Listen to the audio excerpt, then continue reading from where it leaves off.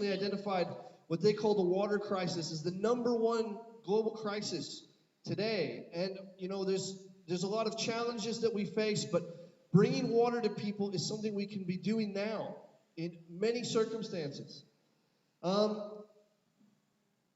United Nations says the average person needs 20 to 50 liters of clean water every day. 1 in 4 people on Earth today are using water that has fecal contamination, where there can be bacteria or parasites that cause people to get sick. Dysentery, diarrhea, and that obviously, even if they don't die from that, although lots do, it also makes them really susceptible to sickness. Diarrhea accounts for 88% of diarrhea cases today are from poor sanitation and poor water quality. At the same time, there are issues of arsenic in water, and especially in rural areas and places like Bangladesh, not too far from here, and even places north of Calcutta, there's a large amount of arsenic pollution in the water. The history of why it's there is somewhat tragic, but yet it is there, and we can do something about it. It causes cancer. It causes skin lesions. This was you can see much worse photos if you Google, you know, arsenic contamination online. But this was a picture I took of a woman just north of the city. You could see on her hands the beginning signs of arsenicosis. It causes developmental diseases, and ultimately people who get arsenic poisoning, who are drinking water with heavy arsenic pollution, it causes death.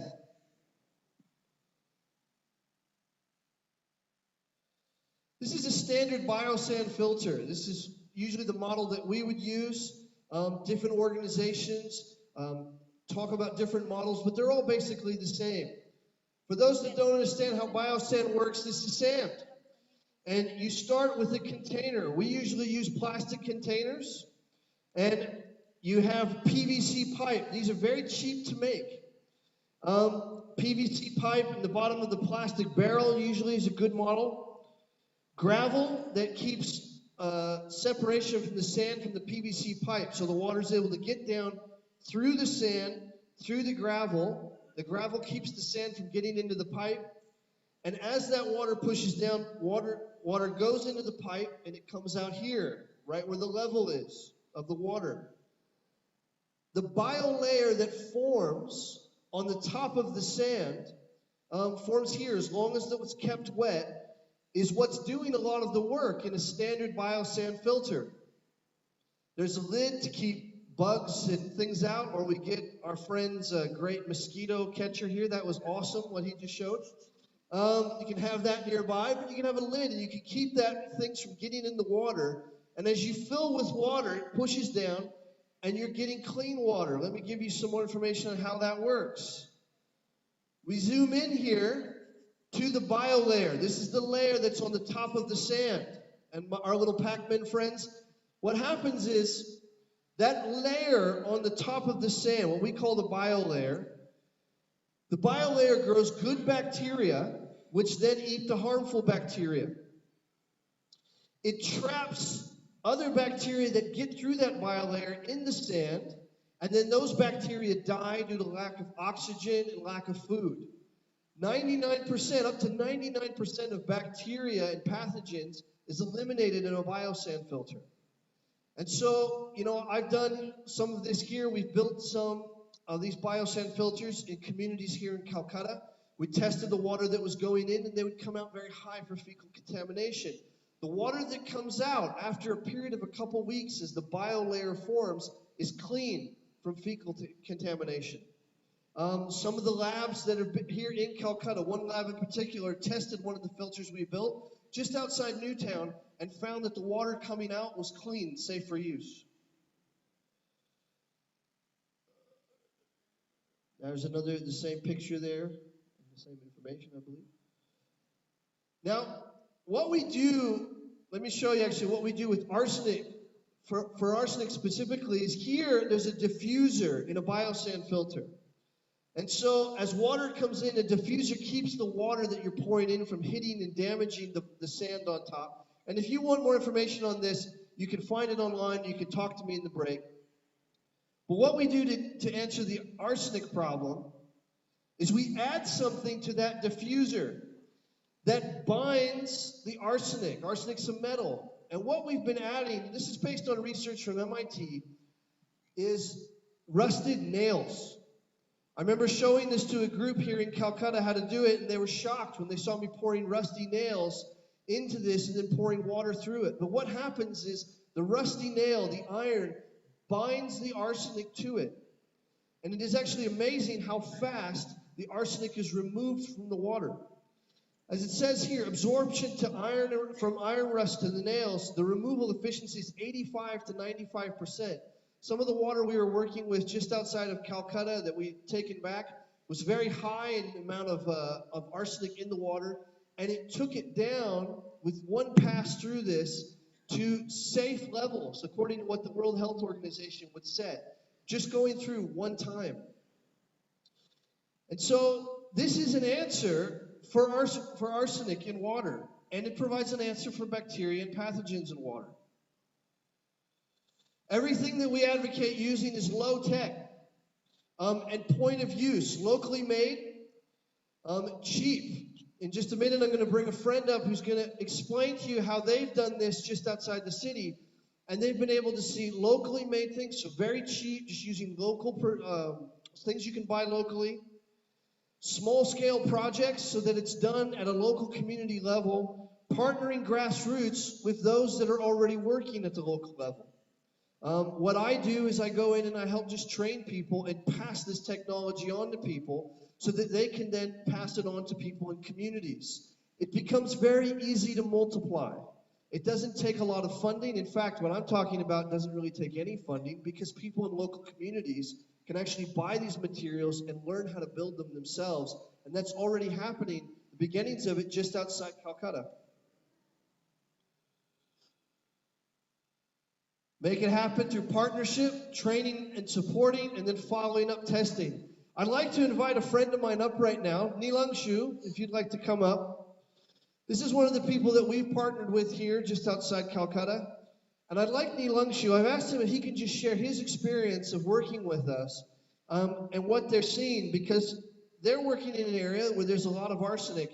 And we've been able to partner together, develop a friendship, and see some change there. Can you share with us, Nilangshu, your experience? So, last year in September, October, Seva Kendra did the relief operation in Sarupnagar block and some part of the Deganga. So Father Franklin was worried of the reconstruction program after that.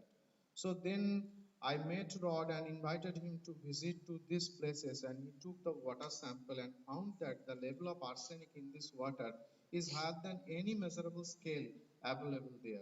So we introduced filter there and to the community, and our concept was that out of 5 families we make one group, and the cost of one filter was just 1200 rupees.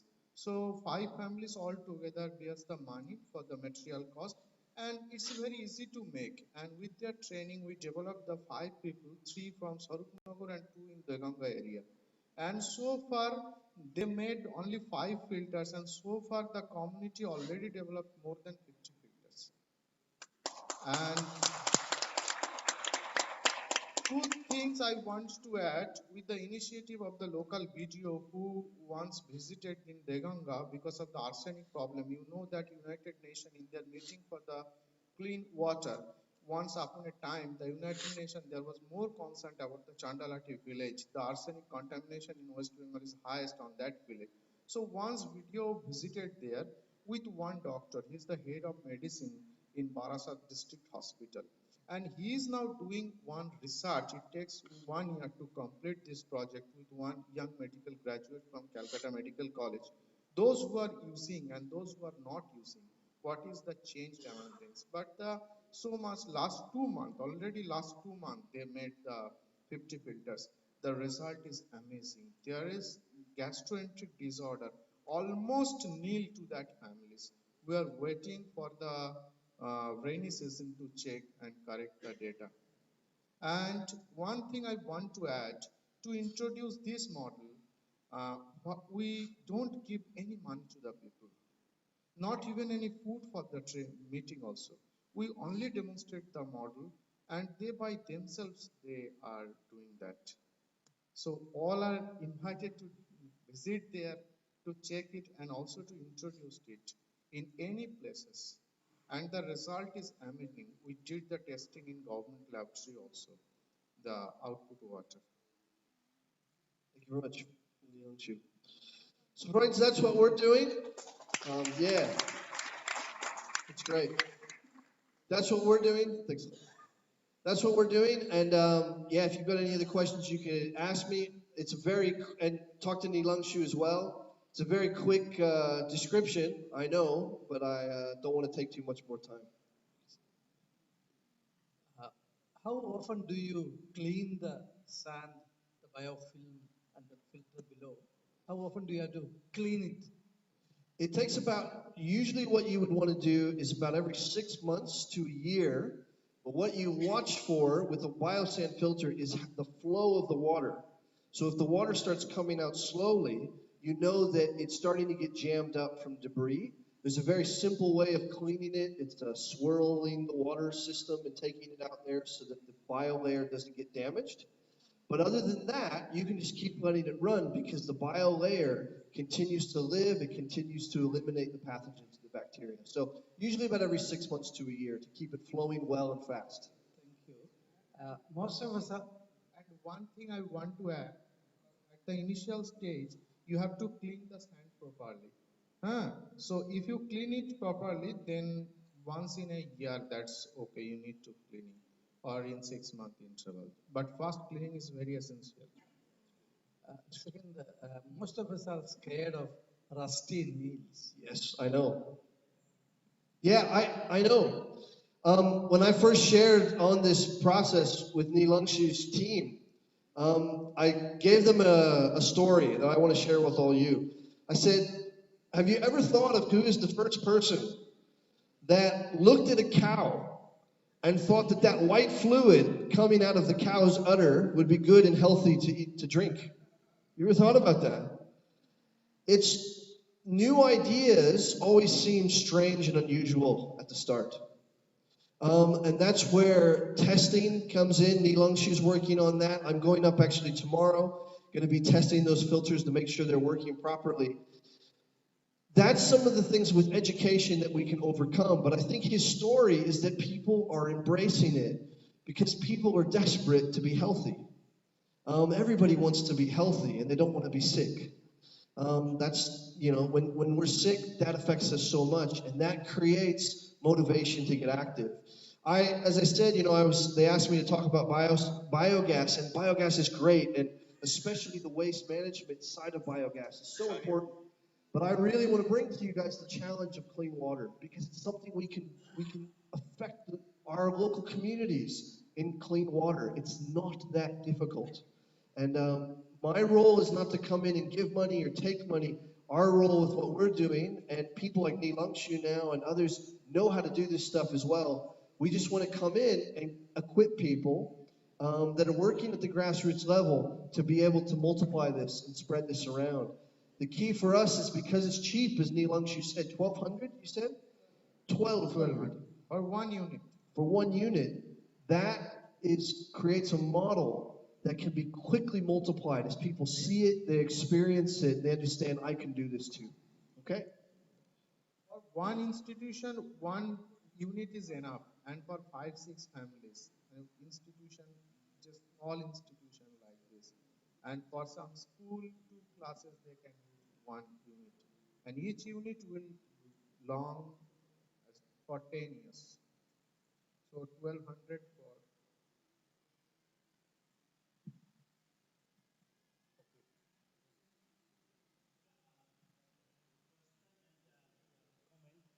Thank you, Rod and Himanshu. Really a very, very, encouraging initiative. And then, so one family, 220 rupees, right? The unit is 12 rupees, and we divide, and you said 5 families have to pull that. So the calculation is 220 rupees, $3 almost. Okay, very, very innovative, I think, and particularly in the place like West Bengal. It can be also in Orissa. Why? Because we have the culture of pukurs.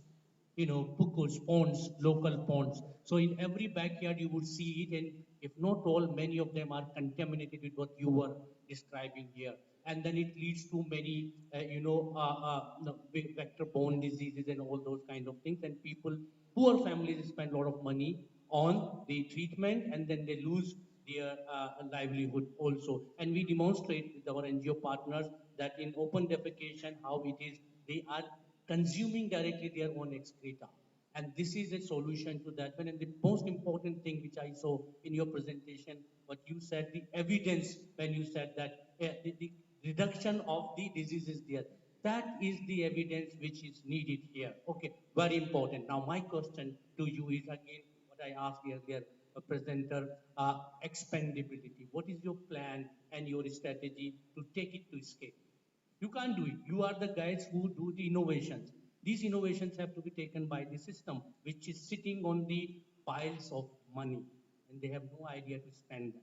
And these are the things which should be sold out. In last 2 months, in the 15, they will visit, and that is up to Seva Kendra. But some leaflet in Bengali and other we are planning to make in future. Yes.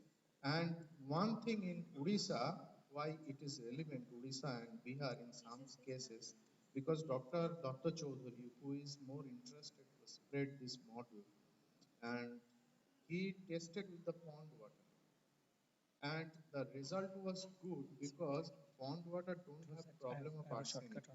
So pond water have some bacteria and like this, but over here, more than 99% bacteria that won't come from the output channel, the water you are getting.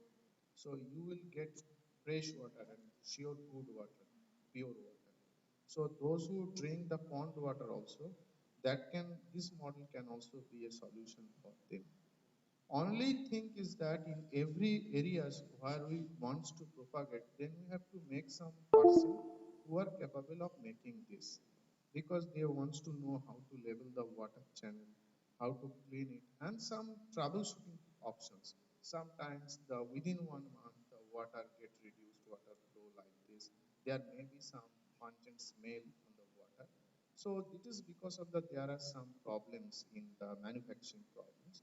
So they have to know how to solve it, and some leakage, how to manage this. And if it is controlled, then the model is very cheap and very useful, because for one family, 240 rupees. And five family divided 100, 1,1200, and by 10 years.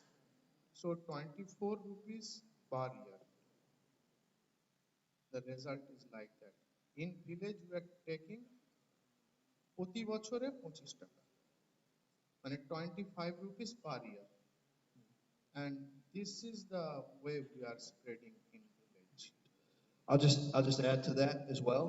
My plan for spreading this is to come to conferences like this, talk about it, and if you are interested in this in your NGO or whatever you're working with, I don't know you all, come and find me. Let's talk. If there's other people like Neelangshu here that want to become equipped with this to spread this in the communities you're working in, I'm your man. I'll come on my own dime and help you out. So there you go. I think we better all finish. Yeah. Bless you guys. That's great. He says he'll spend his own time to come and solve your problems. So he's a man who puts his money where his mouth is. So let's hear it. Let's give it up for Rod. And may I request Sister Monica Suchian, the director of Kolkata Mary Ward Social Center, to kindly come up and felicitate Rod on our behalf.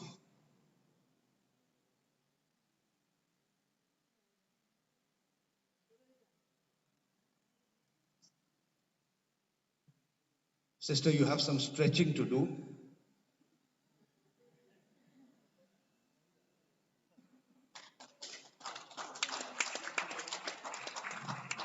Thank you, sister. Thank you, Rod. And now we come to the final change maker of the morning. And it seems the flavor of the day is low tech. So now our final change maker is going to talk about low-tech solar. Low tech. From all the high tech we've been hearing, now we come down to the low tech. Eat and drink safe. And to make this presentation, we have a very quiet, unassuming person who has been with you from yesterday. You may not have seen him, but you have seen his creativity. All these programs, all the designing that has gone into this is all done by this person. Ladies and gentlemen, boys and girls, please help me welcome Mr. Farrell Shah of Earth Smiles.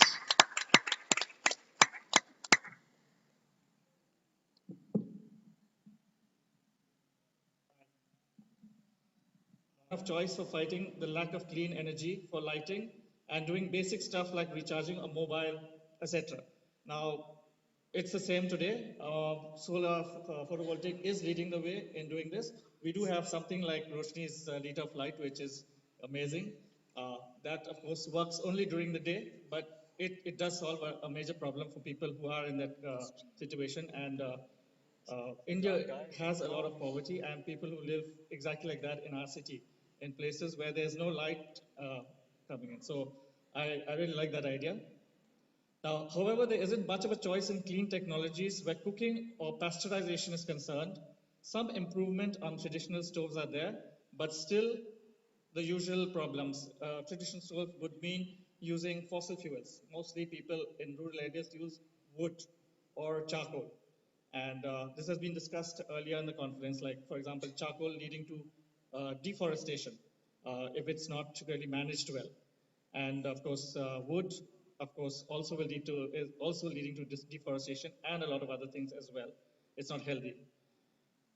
So for truly clean and healthy cooking in rural areas, the only clean alternate energy is again the sun. Just like for lighting, for cooking too, it is the sun. But this time, not PV solar, but thermal solar. Now, in rural areas, you see mostly a trust for smokeless chulas and other things because it sort of suits more the cooking style of Indian rural families. But that's not universally true, and there are some good examples of where you can use. Okay. So when we had thought that out, we said, okay, so let's build a solar cooker and see if we can solve that problem. We researched solar cookers, and you can see that the different types of cookers. I know many of you will be very familiar with this, but we'll still go over it. Panel cookers, these are very cheap things. There are some organizations, NGOs, not so much in India, which give these panel cookers out. They're made of cardboard, you fold it into a sort of a shape, you put a black dish there in a transparent bag, and you cook your food. Then parabolic cookers, they are more complicated, more expensive. They cook just like conventional cookers. You can fry things in them. You can, make your tea in a jiffy. But they are uh, dangerous in the sense because you can get blinded by them. So most operators who use that have to wear sunglasses. Plus, you can also get burnt. So it's not very safe, especially for rural people who are sometimes do not, take the basic precautions. Like, for example, if you are a village deep in the Sundarbans, I don't think you will have your Ray-Bans with you. And if you do, they'll soon be lost. And then you will try to use that thing without them, and you will be injured. And the last and the most neglected is the box cooker. Box cookers, they can bake, they can boil, they can do anything probably your oven can at home. And they have the advantage of being easy to build. Most people overlook this because the cooking is slow. But the slow actually does have some advantages.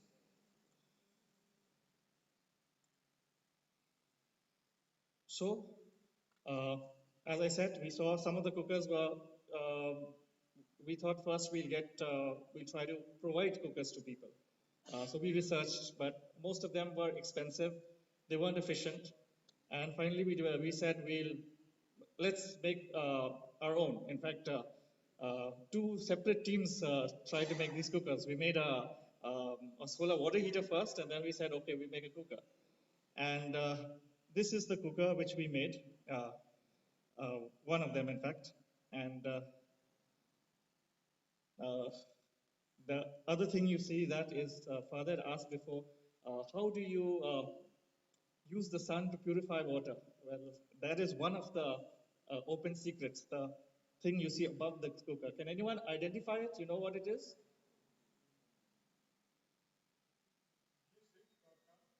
Yes?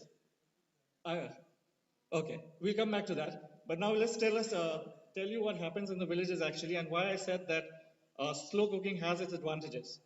Now, basically, in most rural areas where it's agrarian and the dad is a farmer, he goes out early in the morning, and the wife is left at home with her kids, and she has to cook on that smoky wood stove, or if it's charcoal. And um, what happens is that uh, nowadays you cannot just pick up wood from nearby, or you cannot chop trees down. So most of these ladies, they go quite a distance, sometimes 2 or 3 kilometers, in order to get firewood. While doing that, she takes a child along and uses it like a mule. Also, she can't keep the child anywhere. And so the child is deprived sometimes of going to school, which is in, maybe 2 or 3 kilometers in the opposite direction from where she gets the firewood. And of course, if you're living somewhere in North India or some place where there's something like tigers, then you have another element. You go out to catch firewood and a tiger follows you back. Well, the lady gets either mauled or the tiger follows them back to their village, eats a few chickens, and then the whole village goes out and, goes after the tiger. And so it's not a very eco-friendly situation. Now, how does that make these box cookers more eco-friendly? Uh, Box cookers take a long time to cook, but they also have advantages like nothing is actually burnt in them. You can keep it there for a long time, and the maximum what will happen, it will dry out, but it will not burn like it. So you can leave food unattended. Supposing you have the dal, rice, and some vegetables, you can just leave it in the cooker. You can go and take your child to school, and you can come back maybe 4 hours or 5 hours late, and it will be all ready for you. But there won't be a fire, and your food is not spoiled, burnt or overcooked. So that is one of the advantages. Uh, we just highlighted some of the challenges of conventional cooking. That means fuel needs to be collected. I just said that, or it needs to be purchased if it is something like kerosene oil. Not much used in villages though. Fuels such as wood and charcoal emit pollutants which are harmful for health. Charcoal manufacture could lead to deforestation, same as using cutting down forests, which is now, of course, not used for firewood much. Other stoves too expensive. Procuring fuel is inconvenient or irregular. There are some specialized stoves which use certain specialized fuels, which are smokeless and they do cook fast. But you cannot always in a village get that fuel. And when you don't get it, let's say for a few weeks, you forget about that stove and you go back to your earthenware stove. In short, the conventional stove means pollution, reduction of biodiversity, overexploitation of natural resources, and the creation and maintenance of poverty, from the example I gave. Now, to come back to what that object was, uh, there's one of them in my pocket. It's a very simple thing. It's called a WAPI. I think you've heard of a WAPI, even if you haven't seen one. WAPI. It's a water purification indicator. Now, how does this work? It works along with the solar cooker. Uh, when you are in a village, just like a semi-urban area, you'd probably be having uh, a single source of water, which is used for everything. Washing your clothes, maybe defecating in it. So obviously it's a pretty polluted thing. And that is the same water which you're drinking. So the minimum for to be healthy is that your water should be pasteurized. Now, many times it is boiled. Now, boiling takes unnecessary uses a lot of fuel, which is not really necessary, because to pasteurize water, you needn't go up all the way to boiling temperature, which is 100 degrees Celsius. You can stop at 65, and almost every pathogen is going to, you know, be killed. About 4 or 5 minutes at 65 degrees, and you've killed everything. For food, it's slightly higher, about 71, but for water, for milk, At 65, you kill everything. Now that is very easy to achieve very rapidly in a solar cooker. In about less than an hour, you could have that temperature, maybe in 35, 40 minutes. And so you could pasteurize water. But how do you know it's pasteurized? How do you know it is 65 degrees at least? Now you could use a thermometer. That means you'd have to keep sticking it in every few minutes and seeing where the temperature was there. And we said that the advantage is that it could be left unattended, the solar cooker. You would go back and you can come back to it later. Now what if you were cooking food and you wanted to pasteurize a little water along with the food? Well, you did that. When you came back from wherever you were, after an hour with your child back from the school, let's say, you wouldn't know whether your water was pasteurized or not. Maybe the sun went down there. It's become cool. So you wouldn't know if it hit the right temperature. That's where this thing comes in handy. It's very simple. It's a tube.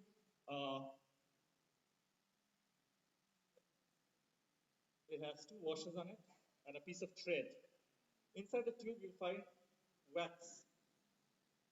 Now, either it's soy wax, or if you don't have it, you can mix beeswax with carbonella, your car washing wax. And put a little of it in this tube, seal both the ends.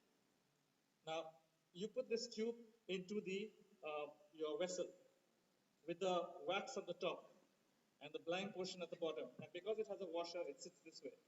This is out of your vessel. Now, as we said, we need to pasteurize, we need to get 65 degrees Celsius at least, so we know that the water is pasteurized. Well, this wax melts at a slightly higher than that. It melts between 65 and 70. So you know if the wax from the top has gone to the bottom, your water is pasteurized. Even if you come back when the water is cold after 2 hours, and you see that, you know that it reached the temperature required for pasteurization. That is why the wax melted. And then to reuse it, you simply pull the string the other way and put the washer there, and now the wax is on the other end.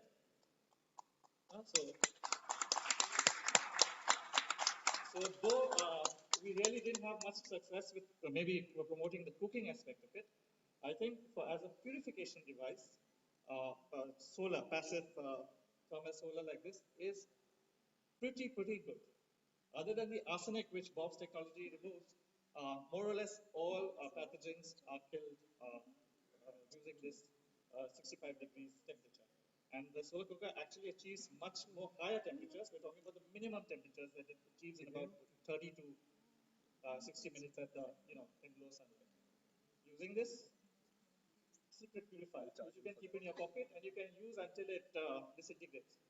I suppose you could manufacture it of a more hardened material like glass and would last you for until it broke. Somebody dropped it. But these last about maybe 100 uses. The thread you may have to keep replacing unless you have a stronger thread because that gets brittle. You can also use the WAPI on a conventional stove. Just put it to, and then you need not boil the water to make sure it's pasteurized. You can take it off as soon as you see the max melted. And then you'll save your conventional fuel like wood or whatever it is. Right.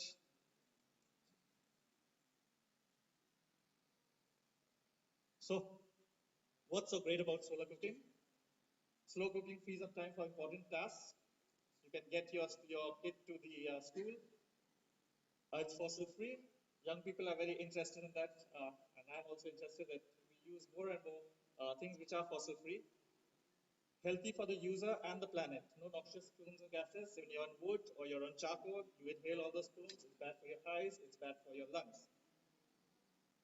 Free and convenient. The sun is usually always there in the morning. In West Bengal, we have very little sunlight, I mean strong sunlight compared to the rest of the country, which is why solar cooking and solar boxes hasn't taken off. There's about 4 months where you can cook really well. You can bake cakes, we've done it.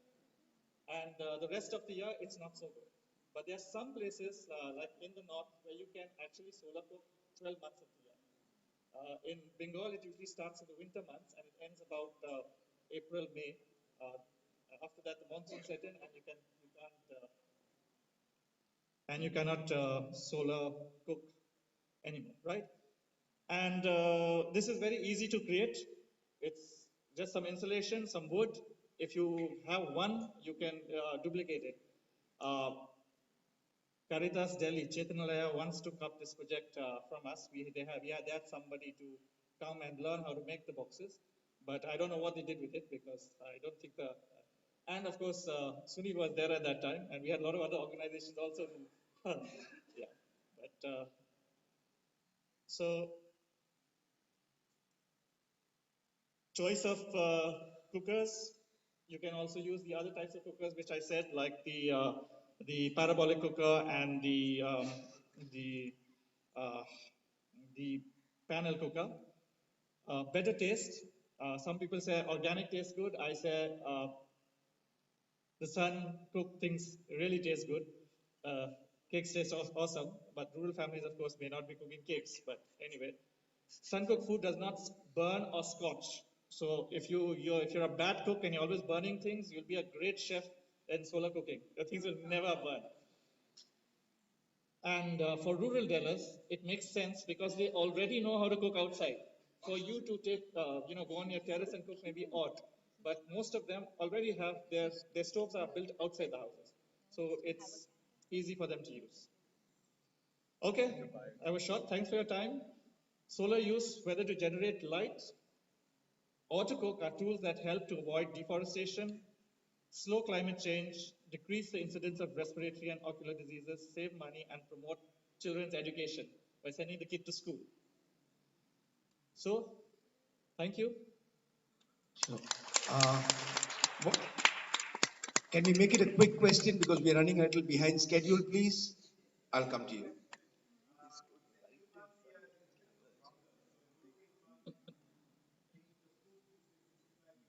Yes, and you can continue it. You can continue it. Even water boiling, if you need to boil a lot of water, even in an urban context, you can